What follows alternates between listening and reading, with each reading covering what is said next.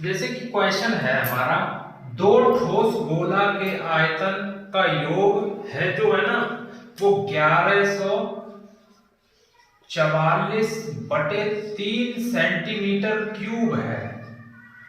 दो ठोस गोला हैं, उनके आयतनों का योग इतना दिया गया है।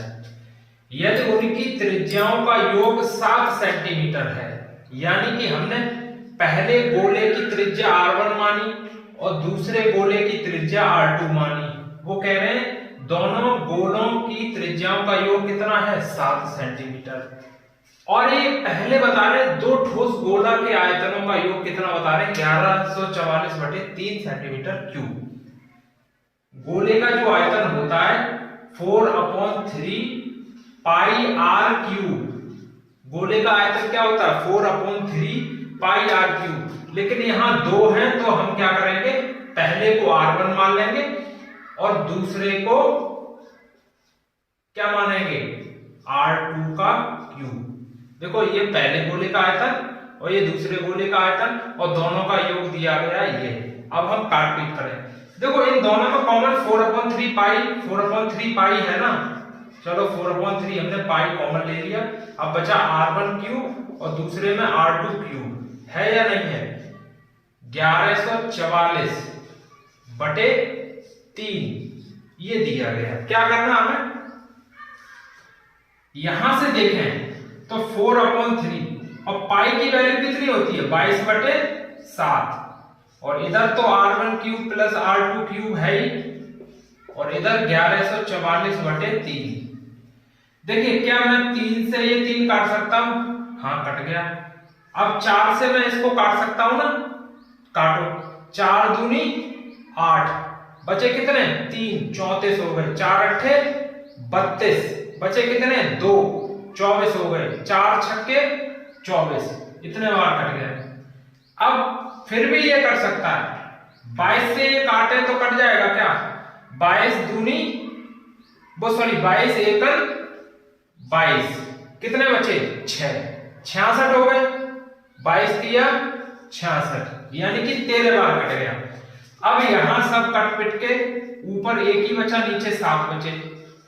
r1 क्यूब और देखो हम ज्यादा इतना तो हमें समझ होना ही चाहिए कि इधर 1/7 बचे और इधर 13 बचे। क्या ये 7 का गुणा इधर 13 में नहीं होगा, आप ऐसे समझ लो।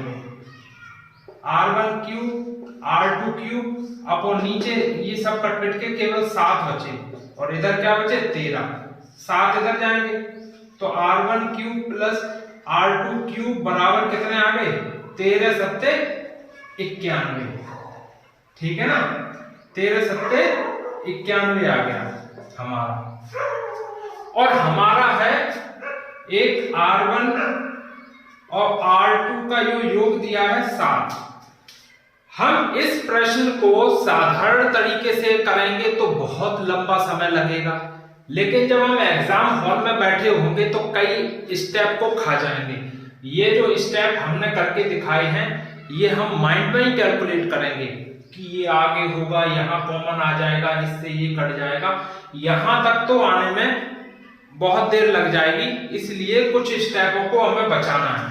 देखिए इसको ऑप्शन से खेले क्या, ऐसी कौन सी दो संख्याएं होंगी जिनका योग 7 होगा और उनका अंतर 1। ऐसी कौन सी दो संख्याएं होंगी जिनका योग 7 होगा और उनका अंतर इनमें से ऑप्शन में से आना चाहिए, अंतर इनमें से ऑप्शन में से आना चाहिए। अच्छा वो दो संख्याएं हैं, उन दोनों का क्यूब कितना होगा, दोनों का क्यूब करें तो 91। अब हम ऐसे ही देख लेते हैं जनरली, 1 का क्यूब 1, 2 का क्यूब 8, 3 का क्यूब कितना होता है 27 और 4 का क्यूब कितना होता है 64 और 5 का क्यूब 125। ये तो ओवरऑल से भी ज्यादा निकल गया, तो यहीं तक देखते हैं। ऐसी कौन सी दो संख्याएं हैं जिनका योग तो 7 है और जिनके घनों का योग 91 बैठेगा। क्या आपको साफ साफ नहीं दिख रहा, ये दो संख्याएं हैं 3 और 4, इन दोनों को ऐड कर दो तो 7 मिलेंगे और इन दोनों के घनों का योग ऐड कर दो, ये देखो तो हमें 91 मिलेगा। तो यही तो पूछा है, एक की त्रिज्या 3 मान लो और एक की त्रिज्या 4 मान लो, दोनों का योग 7 हो गया और अंतर पूछे तो कितना आ गया 1। तो हमारा ऑप्शन नंबर 1 सही होगा। ये ऑप्शन से हम करेंगे।